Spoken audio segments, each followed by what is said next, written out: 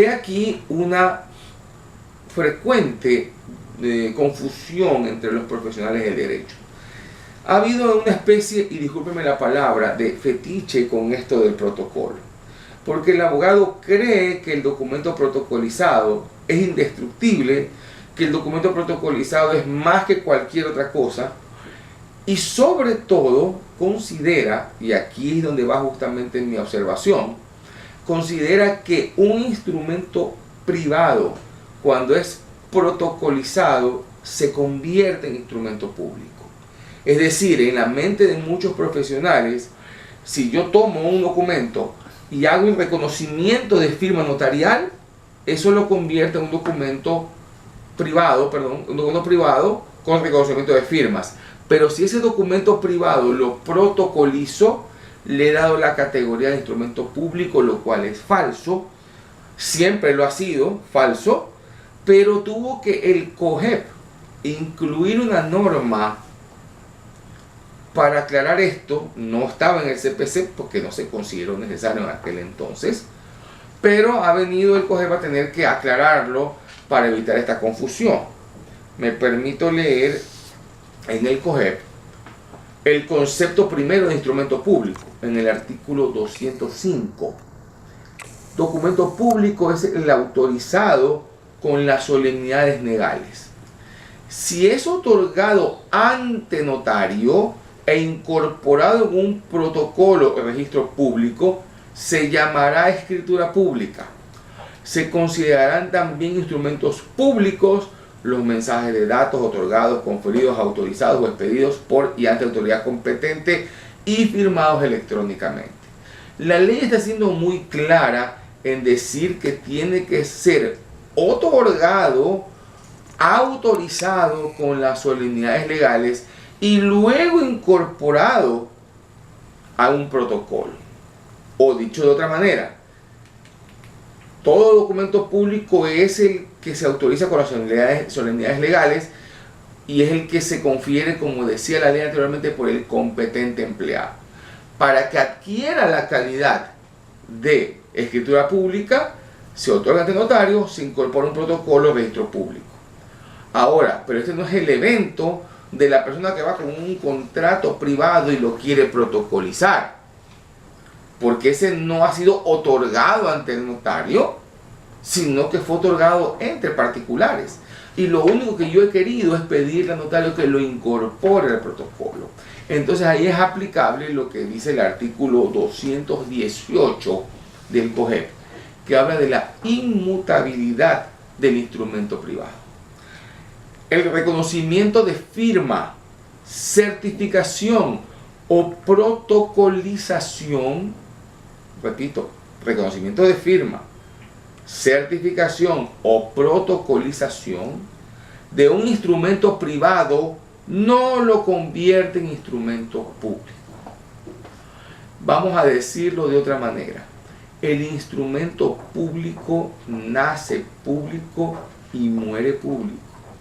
El instrumento privado nace privado, termina privado.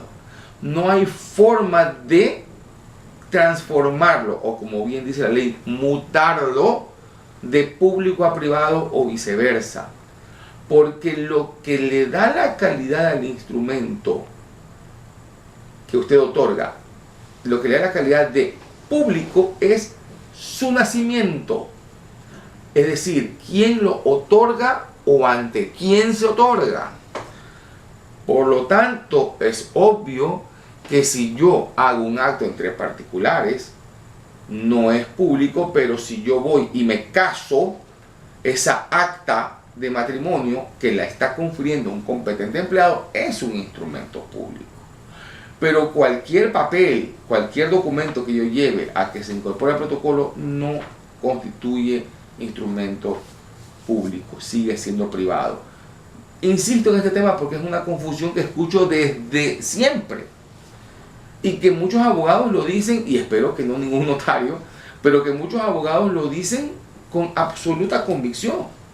Es decir, se ha creado este asunto, y como hay notarios que son muy vistosos, ponen una carpeta linda con un sello, una cinta, etcétera, Entonces como que le da más fuerza al instrumento y dicen, miren, parece escritura pública. Es un documento protocolizado nada más.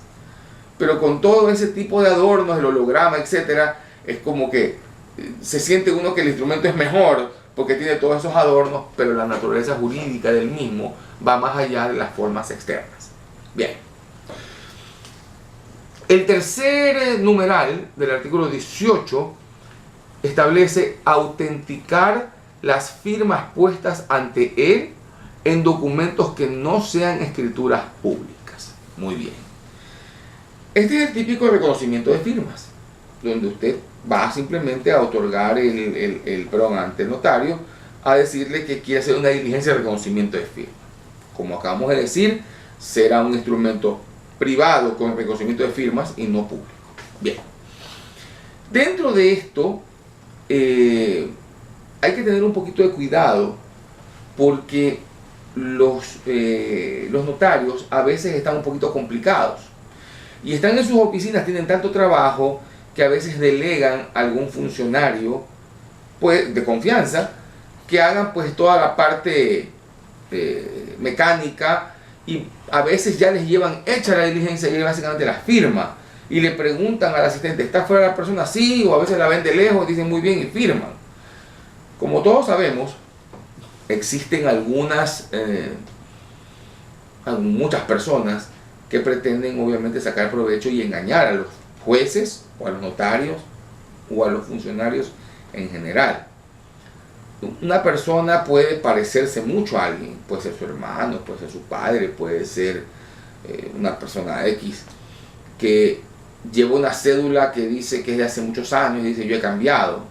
En esto me van a disculpar las mujeres porque es mucho más fácil, porque las mujeres se pintan el pelo, se lo cortan, se engordan, se adelgazan, se operan, a veces se maquillan, a veces más, a veces menos.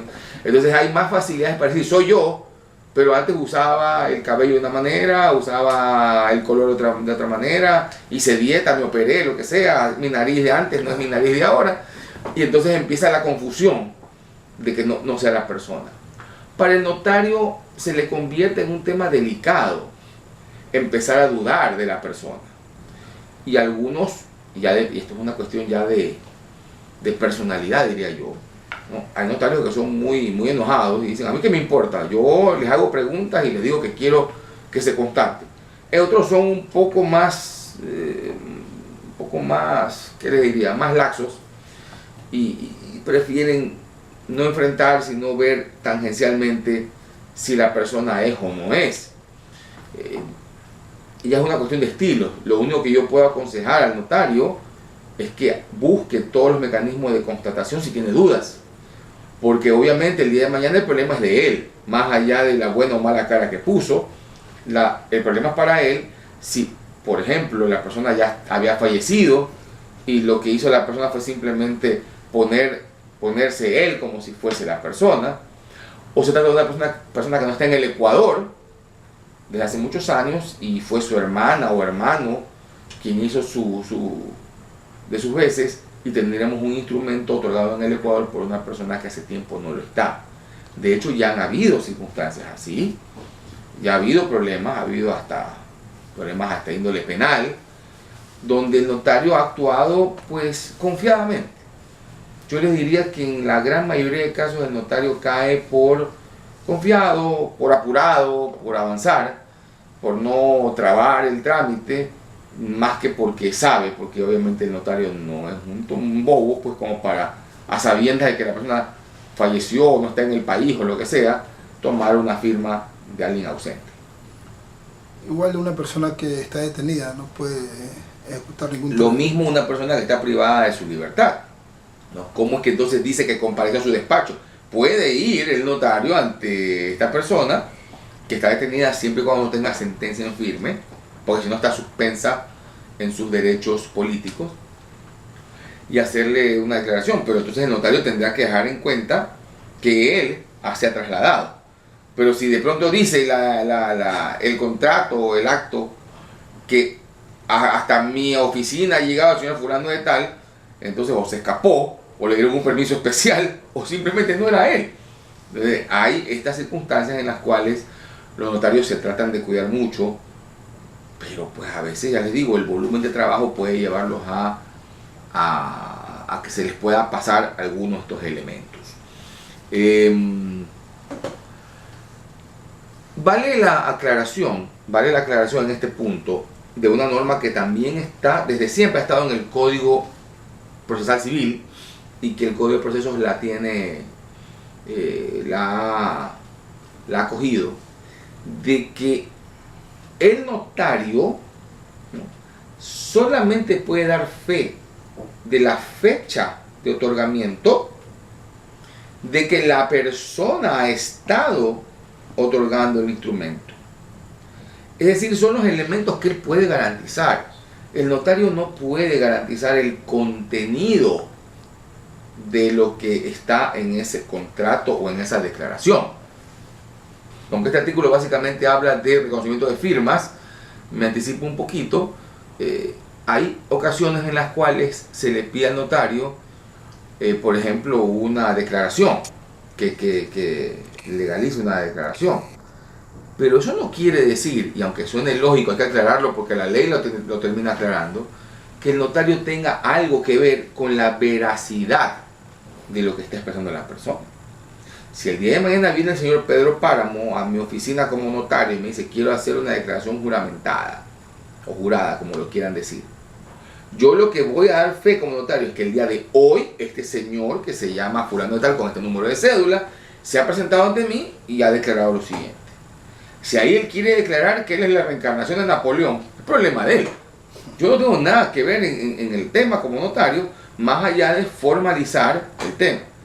Porque ha habido casos en que han querido extender juicios de falsedad contra el notario, diciendo que el notario debió haberse dado cuenta que era una declaración abiertamente falsa. Perdónenme, el notario no tiene por qué intervenir. Bueno, vamos al caso concreto. Usted es notario, yo soy notario en este caso del ejemplo, y una persona empieza a decir en una declaración jurada que él es el asesino de John Lennon. Entonces yo, como notario, tengo toda la potestad de decirle, oiga, pero usted lo que está declarando es un absurdo. Y a las finales yo pudiera, pero es mi potestad decirle, ¿sabe que yo no me presto para ese tipo de maniobra, de payasadas, lo que usted quiera decir? Sí, pero también tampoco hay nada de malo que usted diga, bueno, es problema de él.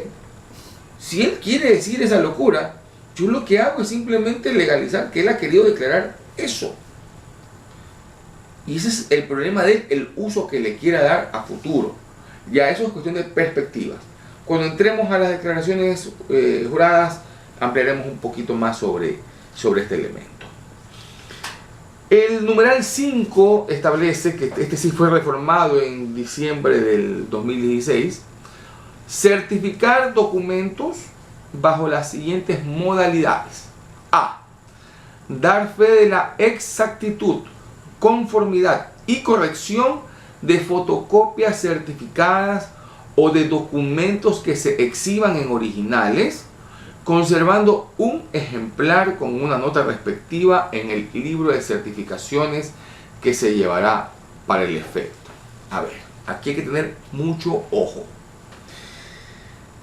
¿Qué sucede en la práctica? Vienen muchísimos contratos, declaraciones, documentos para que se le confieran copias certificadas, es decir, que el notario dé fe de que la copia que le han dado es igual al original. Vamos a suponer, yo tengo un contrato de 20 páginas y la parte quiere 30 copias certificadas de ese contrato de 20 páginas cada uno. Entonces le mando un legajo así ya de copias sacadas. ¿Qué hace el notario o su ayudante o los dos? Hacen una revisión somera de la exactitud o de que no falta ninguna hoja, etcétera. Pero cuando tiene un legajo de este vuelo, podría pasar que el notario no pueda leer cada una de las 20 hojas de cada fotocopia. Entonces, si alguien quiere engañar al notario, podría, en la versión número 32 que está incorporada, en la cuarta página, cambiar la cantidad del contrato. Y en vez de 100.000, ponerle 1.000.000. Y en la página 7, hacer